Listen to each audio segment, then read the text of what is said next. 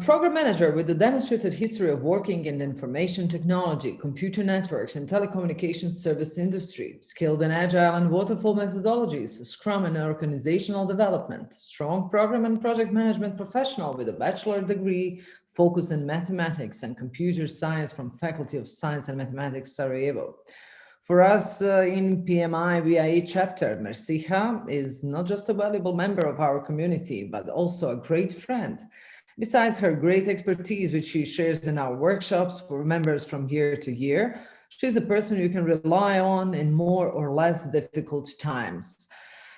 The trust is the word that's being used these days so often. And if you want to gain trust, you have to be trustworthy. So how this announcement goes, I believe Mersiha is the right person to have earned this trust a long time ago.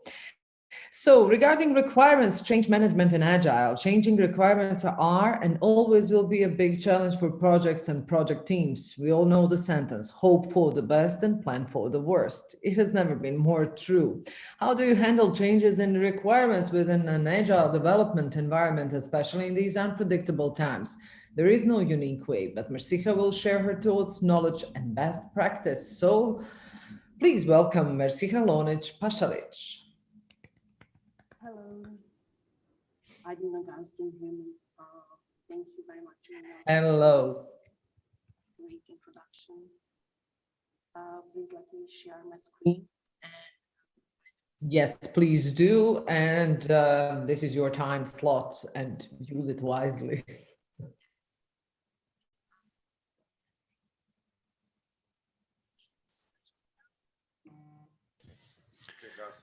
It looks your audio is a little bit low.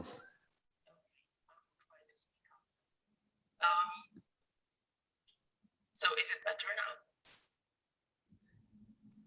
now? It's somewhere like from behind. Okay. To change my hands. Mm-hmm. Mm-hmm.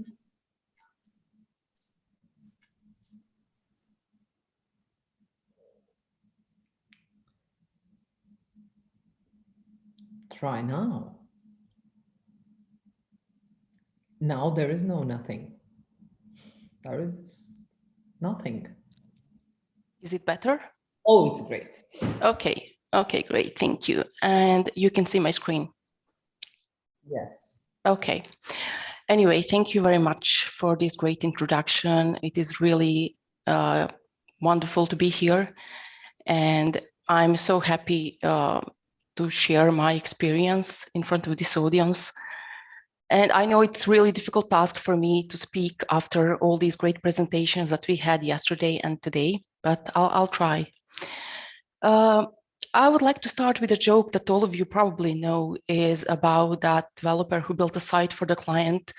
And the site was great, you know, client really loved it and it was functional, great design. It had everything that client requested. And in final demo, client asked if he could add one more little thing that he thought could really help him. And developer said, yes, of course, why not? You know, it's final demo, let's do it. And client said, like, all I need is that little tiny shopping cart in top right corner of my website. So this is all joke, and I heard it a long time ago, and I thought it was funny before I started in software development, in agile project management. And for me, it's not funny anymore. Our clients change their minds quite often. And I don't know if you ever searched for internet for like change management in Agile and in Scrum. It's really difficult to find something that you can like use. Everyone says that project management and change management are kind of integrated in Scrum. They work together. And you know, if they work together, if it's integrated, why is it so difficult sometimes? So let's start. Requirements change management process is process that describes how we deal with requirements across the project. And change management is about making beneficial changes, about controlling change. It's reducing risks and maximizing the value. And what is the most important is about people, helping people how to handle the change. So here I would like to quickly go through agenda before I start. I worked in waterfall fixed budget for a long time, and I want to kind of explain how change management works in Agile and Scrum, and then compare it to waterfall, and maybe quickly go through, or not so quickly, through example of change management, how we maybe should not do things, and then give my final notes about things that we already discussed for the past today and yesterday about challenges and managing expectations.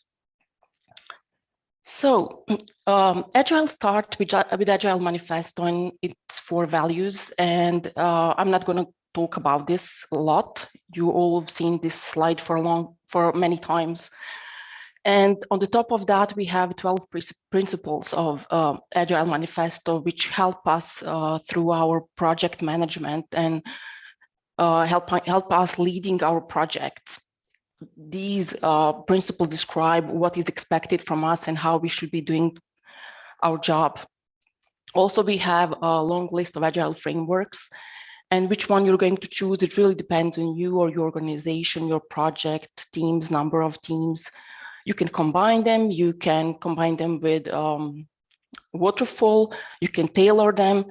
So Agile is like a really big, really long list of frameworks. Most of my time I work with Scrum, and these are main characteristics of Scrum that I'm not going to speak in detail about. You all know about those. We spoke about everything for the past 2 days. And then we get to Scrum rules. Scrum has rules, has events, and we have artifacts. In Scrum rules, we have a Scrum team with a product owner who is in charge of product backlog, which is a long list, living list of all requirements for the project. Product owner is in charge of the product backlog, and he's the person who makes all decisions, and he knows what really brings value to his project. A Scrum Master makes sure that a Scrum process is established and development team is committed to delivering potentially releasable software increments. So where is the role of project manager in Scrum and Agile? Well, to be honest, there is no role of project manager in Agile and Scrum, not officially, and there are many practitioners who believe that there is no place for project manager because we are usually in command and control. But there are some organizations that believe that there is place for project manager, that they can bring significant value to the projects. And we kind of represent, at least in my case, a link between Scrum team and our organization. I have some tasks as program manager in Agile, like any other project I had before. So it's really busy day for me. And let's move to sprint events. Sprint is container for all these formal events. These are formal events. And here is the one event that is not formal. You cannot see this event in any list, but Scrum says that it has to happen because this is event when product owner and development team come together and they discuss product backlog. They have to have this meeting. It can be scheduled. It doesn't have to be scheduled, but they deal with when they have this meeting when they want to deal with requirements. And this is product backlog. It is top-down ordered list of items. And these items, they have their priority and they have size. And what happens in backlog rooming? In backlog rooming, product owner decides what he wants to do with those items. Maybe he wants to add some, he wants to kind of change priorities for these two. Maybe he would like to delete these because they are obsolete and he doesn't want to waste time on those anymore. And this big one can be sliced. It can be broken down into smaller pieces. estimated. We can add more details to it. We can give those sliced items bigger priorities, lower priorities. It depends on what product owner thinks that would be value. So why is this backlog grooming so important? Backlog grooming represents core of change management in Agile. This is meeting where product owner describes and decides what needs to be done and what is priority of items, what items bring value, and what is something that we should be working on next in our next sprint. So apart from this meeting, there is other meeting where we are discussing change and potential changes in future. But this is kind of main meeting where we decide, where product owner decides if he wants to change course of the project.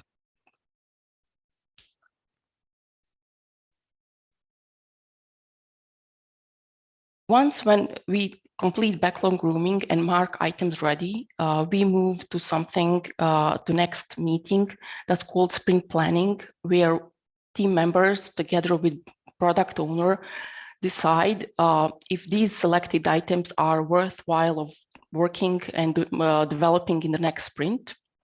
And we negotiate scope of these requirements, these user stories. We decide if we have enough detail and if we are going to work on them, and we clarify if there is something that we need to discuss.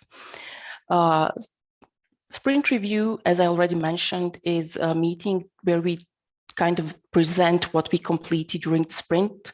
And this is another opportunity to inspect and adapt our requirements. So once when product owner sees what we delivered, what team delivered, he decides if this is what actually confirms, he confirms if this satisfies requirements, if this is something what he expected, maybe he would like something new, maybe he would like to change something.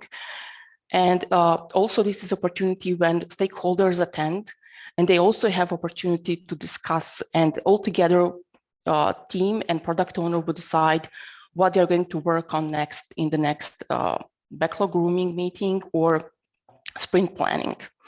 So let me quickly show Scrum flow. And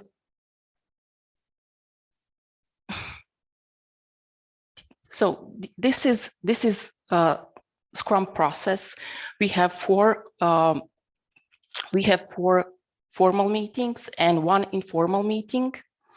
We have product backlog and product owner who will bring us some new user stories for our next backlog grooming with the team.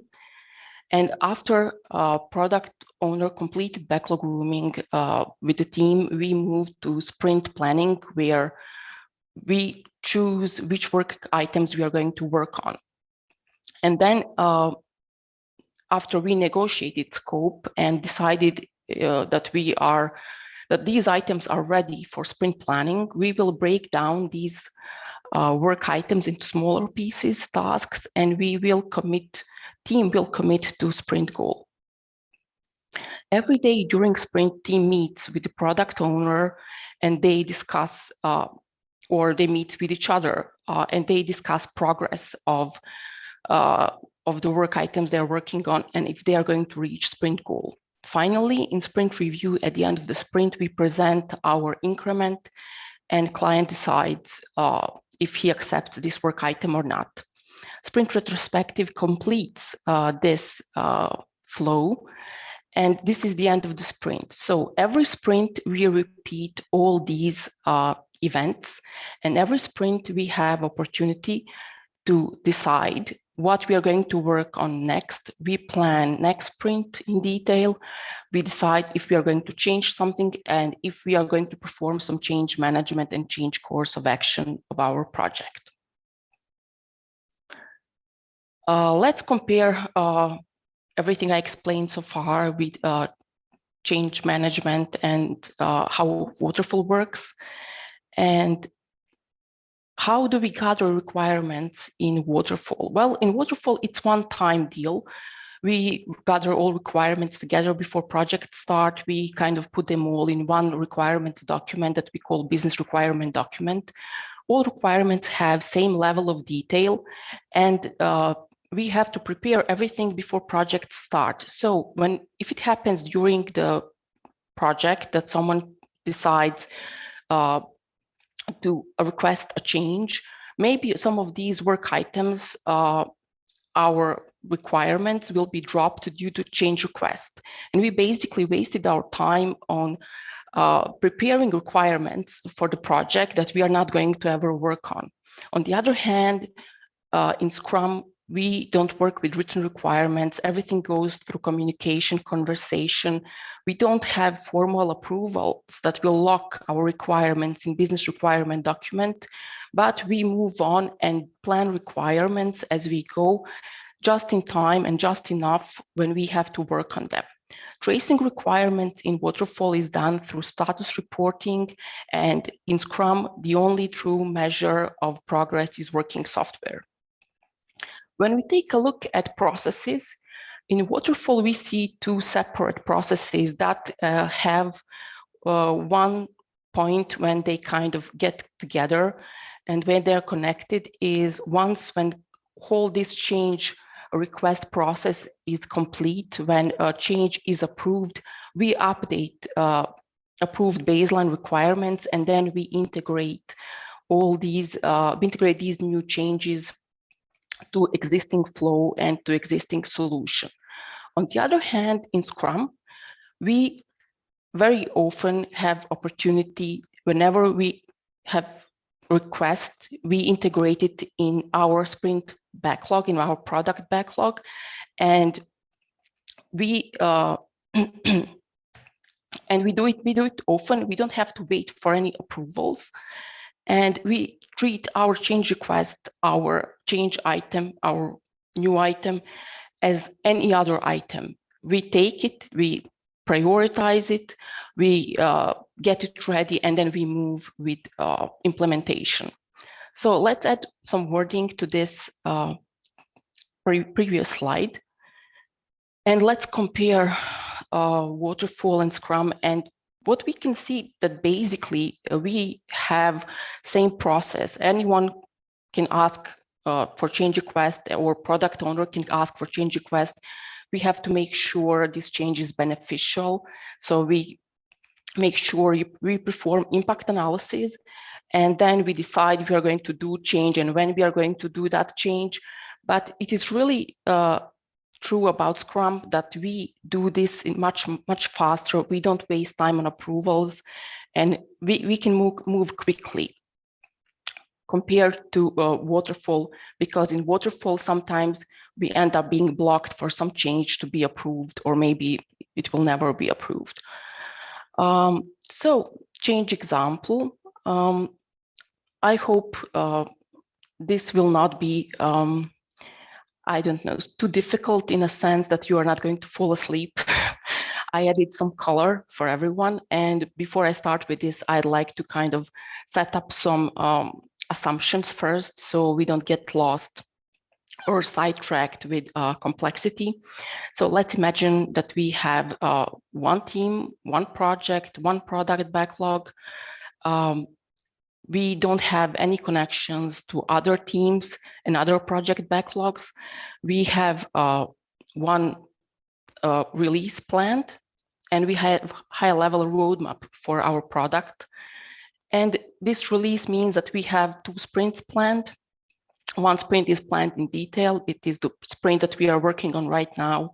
And the other sprint is coming sprint that we didn't plan in detail, but we have high level, we know which user stories we are going to work on. Also, for this example, I'd like to emphasize that we are not in fixed budget project. That's something different. I'd like here to show like how this works when we have a product owner that has opportunity to approve budget if he requested one new change. So it will make this thing easier. So here is our product backlog. It is sliced for sprints and for releases. And we have product owner that just came up with this new new feature that he came up after his market research. He thinks this would be a great thing. We have to do it right now. It's a big thing.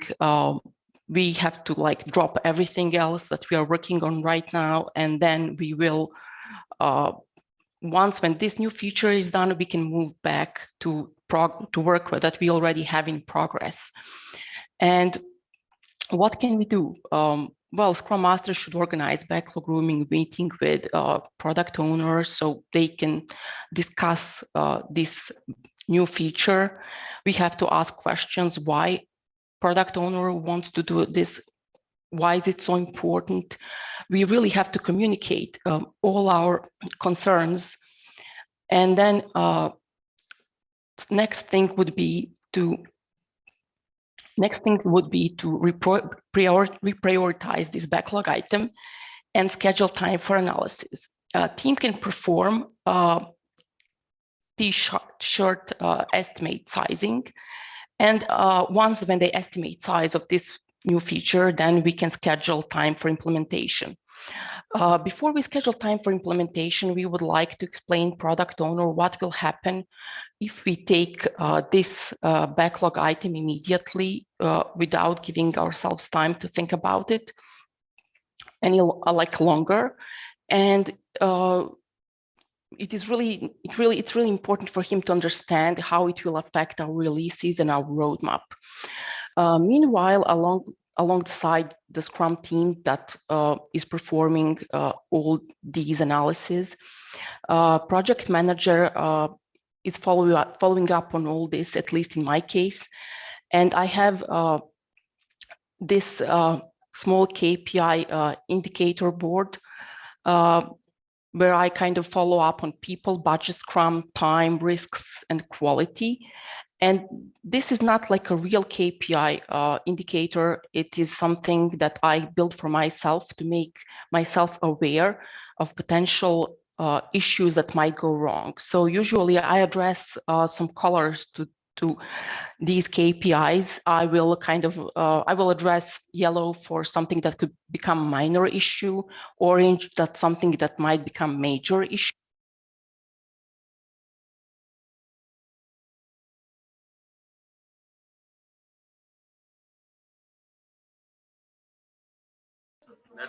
Now we don't hear you.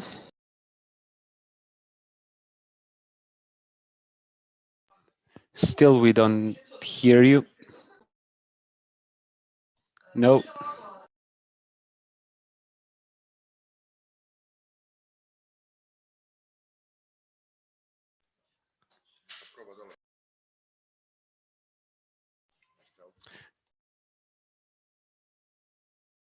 No, we still do not hear you.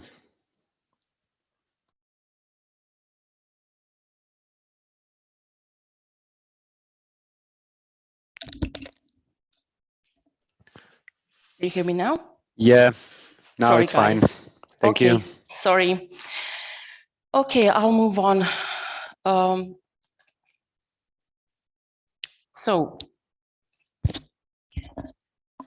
And I was explaining that I'm bringing up some colors for these KPI indicators that are kind of presenting some sort of, they make me aware what can go wrong. Also, I have some list of questions that I ask myself when we do these kind of estimates and work on some sort of planning with the product owner. So once when team estimated this backlog item, let's say that we have 3 cases. I will go through these 3 cases now.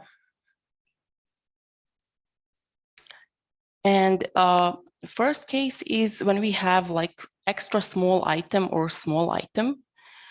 And we completed this estimate. And we say it's small and it's extra small, and we completed it in current sprint, but we probably don't have time to schedule implementation in the next sprint.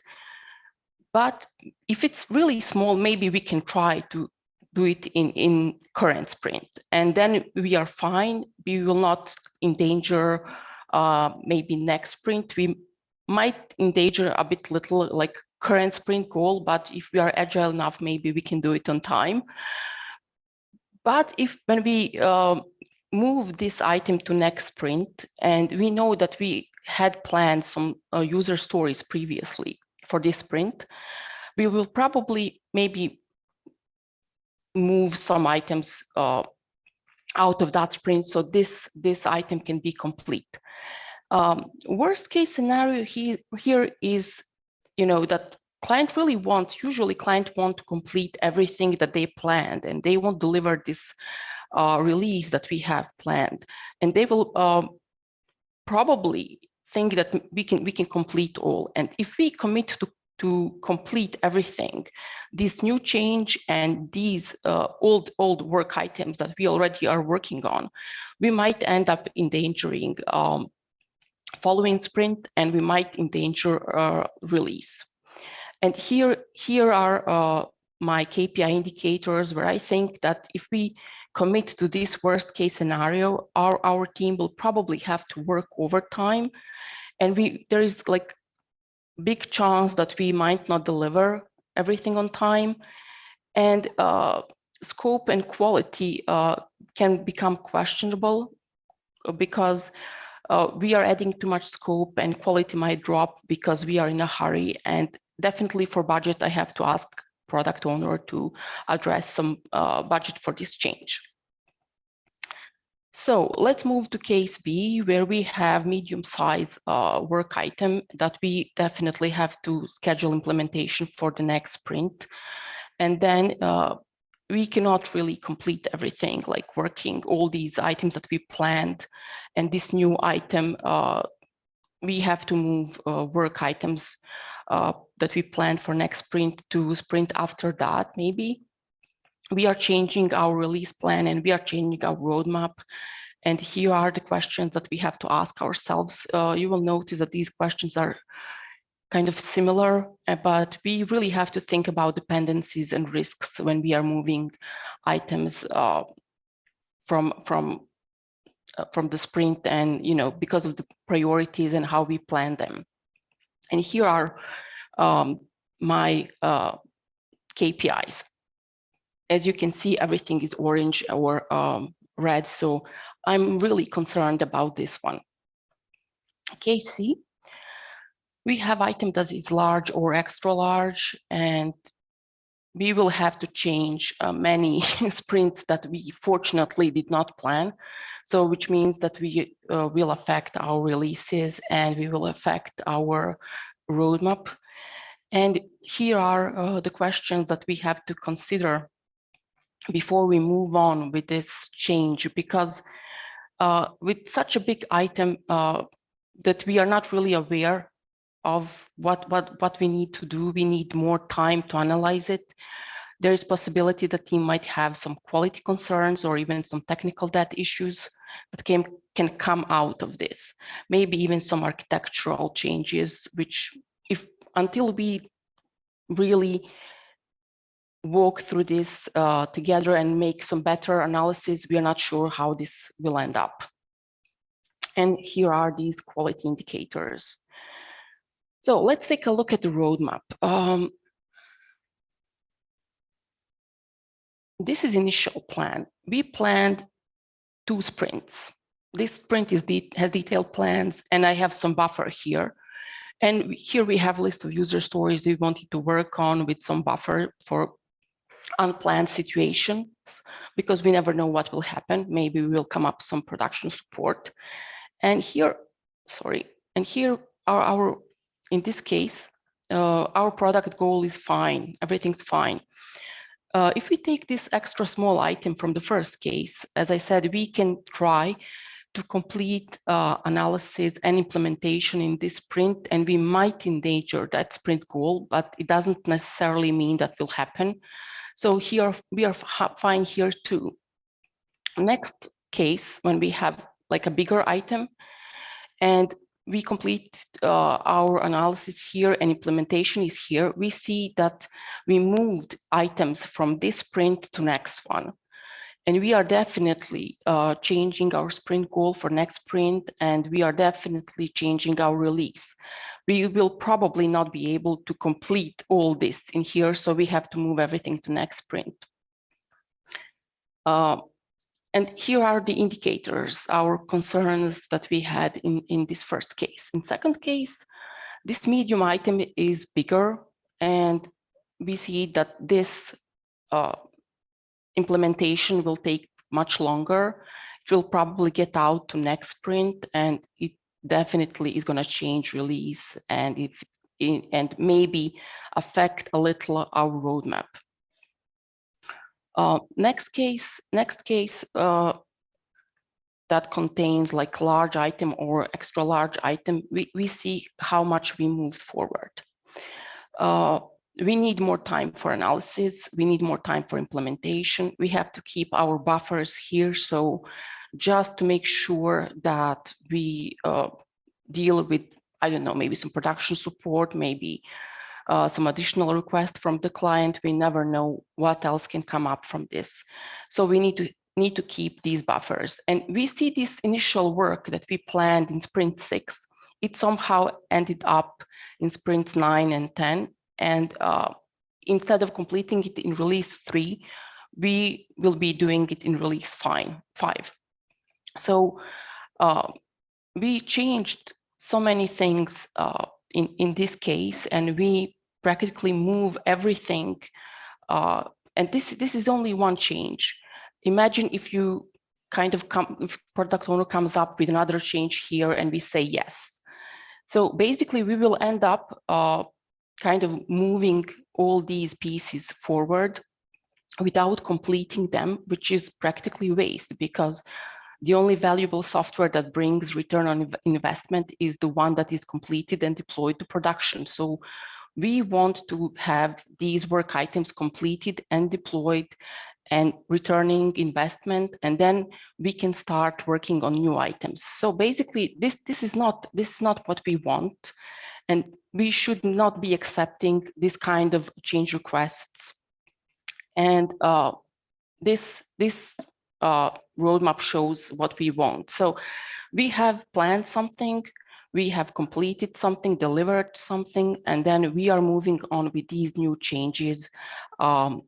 We kind of change our release plan or roadmaps plan, but they are high level, they are not in detail. So we have space to change them, and then this is how we want to work. And this is much better for the team because they do not have context switch, and they feel much better now when they completed and delivered something, and then they can move on with this new fancy change that they would probably like very much to work on. So let's see this summary. In summary, we see that change A is not really a deal breaker. It's not really a big deal.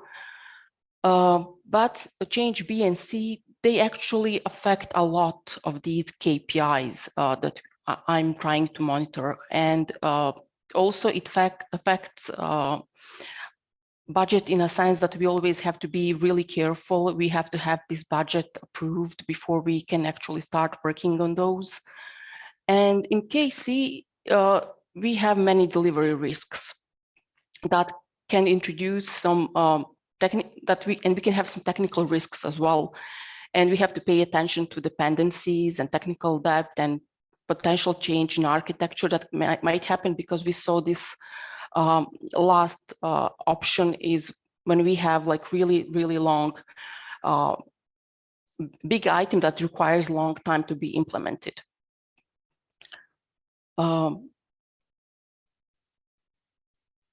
So as I already explained, these are simple cases at high level, and I didn't really go into many details because I didn't want to make this very long presentation, because we would end up probably discussing many aspects of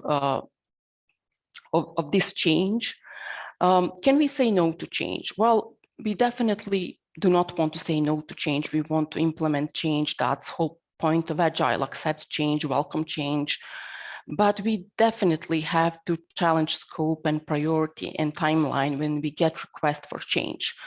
So whenever client comes up with this new change, you really have to figure out what is the root cause for this change, especially if it's sudden, if it's urgent, if it's something that we must have. We have to work with product owner to make sure we understand what was the real reason, and to try to agree on something and design something and deliver something that he really needs and he really wants. And we, of course, have to try to postpone it so we have enough time to think about it and design it properly and adjust it to the timeline. Well, at least until we complete the things that we are working on. Sometimes changes are related to legislations and some deadlines that we cannot, let's say, postpone. But these changes usually do not come to us at very last moment. And definitely there are some changes that you cannot postpone. If you come up with a production support item, you cannot postpone it. That's change too. It definitely changes your plan. What we have to keep in mind is that quality must not be compromised at any time. So when we design our work and we design our solutions, we have to make sure that quality remains the same. And quality is really important to the end user. So it doesn't matter if something is urgent and it's great, we did it like at very last moment, we did it quickly, but if it's bad quality, it's not something that will bring value to the client. This is something that we heard a lot for these 2 days, and we really have to communicate transparently and clearly, and we have to explain whatever is going on. So we have to really explain clearly impact of this change, and product owner has to understand what will happen if everything goes well and what will happen if things go wrong. It is really important about these changes to be fully recorded and tracked, and until the moment that they are accepted, because sometimes it can happen some sort of misunderstanding, and then you have to have track of the change that you were performing. Be careful with budget thing comes especially when it comes to fixed budget projects, because they are kind of special kind. It's really difficult to deal with them in situations like in projects like Agile projects or Scrum projects, because we expect change. We kind of expect scope to change very often. So fixed budget projects are a really special topic that I'll touch a bit in one of the coming slides. So challenges. These are challenges for team and product owner, but you see this list of challenges for PM. It is kind of a long list, and it doesn't look any different than all these items that we are dealing with in traditional project management. And maybe we are communicating more, maybe we are communicating less, at least in formal way. And one of the biggest challenge for me was the sensitive topic of managing expectations that we talked about a lot as well today. As for budget, I wanted to show this triangle. It's called inverted triangle. This red one shows traditional time, scope, and cost. When we see that scope is fixed, and then we estimate time and cost. But in Agile, cost and time are fixed, and scope is the one that change. So it is very logical that if we try to keep all these firm without change, it will be very difficult to run our project. And I've never seen a project that did not have any change in scope. It doesn't matter which methodology we are using. So you will probably end up, in case that you have this cost, time, scope, fixed budget project, that your product owner or client will come with the idea that they at the end, they want to change scope. Then we have to be really careful. We have to take out, show them our product backlog and say, this new change that we estimated, like, for example, 100 story points, you have to go back to this product backlog and you have to decide which story points are going out of the backlog. So we can keep these constraints. And usually people do not want to give up anything. It is really difficult to go back and decide what you want to drop from the backlog, from the scope, because of dependencies and everything. So people say, okay, you know, let's have everything. And then again, you end up having change requests and asking for additional funding from the client so we can complete everything. There are also some custom contracts that deal with different kinds of budgets, but it's a different topic. And this is kind of what is important, that with fixed time and cost, it is difficult to have fixed scope. You have to be very careful. You have to have detailed tracking, what gets in, what gets out. And you always have to make sure that you have enough budget left for everything that's left in the backlog. This, we mentioned again, Agile requires really involved customer and lots of trust, and tracking is important. So managing expectations, setting proper level of expectations is really important in the beginning. So what I do, I just talk to my team, I talk to product owner, talk to client, if it's not the same person, what they expect. And when everyone knows what is expected in the beginning, it is much easier to keep and manage expectations. Clear and transparent and timely communication, always be proactive. I think it's really important for project manager to always be at least one step ahead of everyone else. And building trusting relationship with team and client kind of, it is a must in this case, because most of our work is based on meetings, in verbal communication, in live product backlog item that changes very often.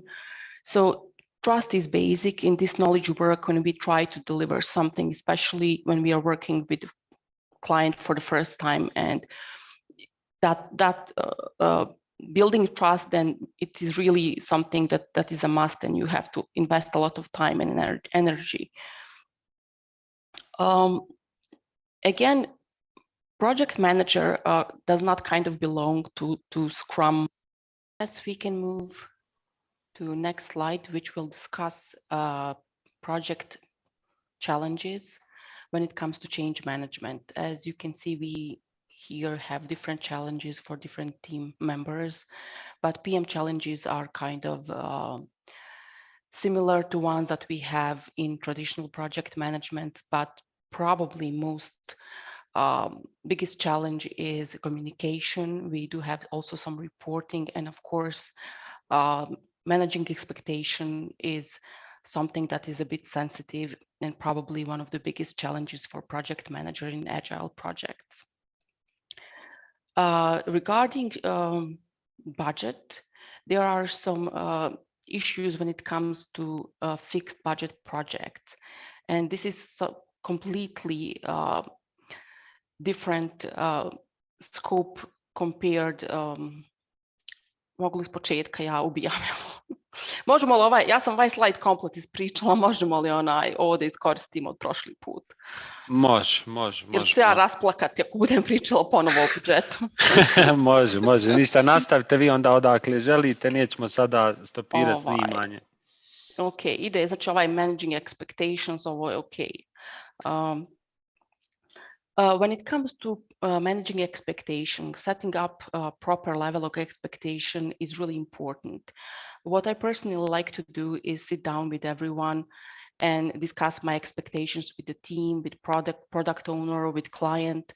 So everyone is on the same page and people really know what they are expected and what they can expect later during the project. Also, clear and transparent, timely communication is something that we spoke a lot today and yesterday.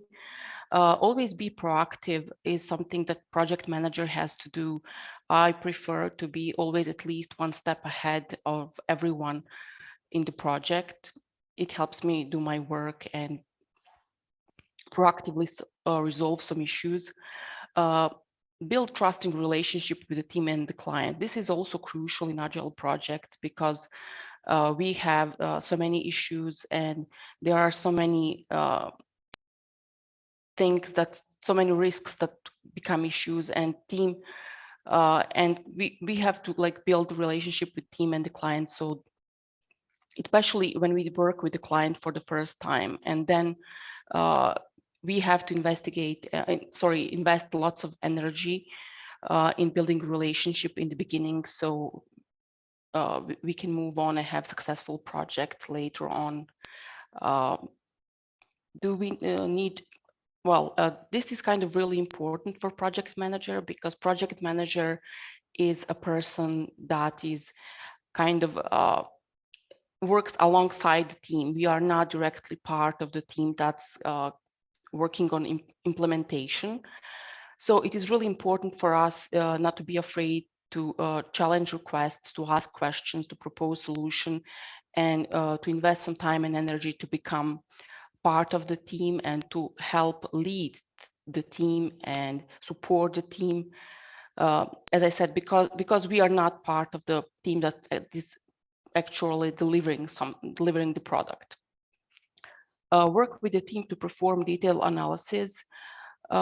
Sometimes it is difficult to understand what is going on with the project, and we really have to be there when team is performing analysis to understand what is going on, what's going to happen, what are the potential risks, and then we are in position maybe to propose solutions and to ask those questions I mentioned before. Again, detailed tracking and reporting is really important, especially in those cases when we are dealing with project budgets, fixed project budgets, and change management. It is also important for project manager to be aware at every moment what has changed in the scope, what did you add to the backlog, what did you remove to the backlog, and you really don't want a client to think that you are going to work on something, that you're going to complete something, and then later you realize that you removed that from the backlog. Final word. Basically, this is how Scrum works, and this is how change management in Scrum works. So change management is built into Scrum. We have regular meetings that help us deal with the change, and we repeat those steps throughout the project. On the other hand, there are some things that we have to keep in mind that in comparison to waterfall projects, here there are no standard guidelines for change management in Agile. So you really have to come up with your own guidelines. You have to invent your own way how to deal with changes and how to keep in mind what is going on. For me personally, I created some mind maps that help me go through changes and deal with the changes in my own way to understand the flow. Process is less formal than in predictive life cycles because we don't have approvals and we don't have strict documentation and we have product backlog that changes very often. So because everything is less formal, you really have to be on top of everything and understand what is happening. there is no exact timeline. That is another thing. We have certain timeline, but due to inserting changes and some other issues, you will end up like not understanding, or maybe at some point not knowing what is the timeline. But our job is to know what is a timeline and to report the timeline to the management and to the client. So we really have to be to know when we need to deliver something. Put focus on people and skill. Well, people are most important aspect of Agile, and we really have to know our team, understand what they want, what they need. Are they happy? Are they overwhelmed? Do they have enough work? Do they have enough skills? Do they need additional team members maybe to complement their skills and help them with new project, new change? And also we have to keep in mind that product owner and client, they're also people. They have some expectations, they have some wishes, they depend on us, they have some plans that also depend on us. So we also have to make sure that they are comfortable with our work, and we also have to treat them as people and help them throughout the project. Managing expectations, I already kind of spoke a bit about it. It is most delicate. It is important to keep in mind that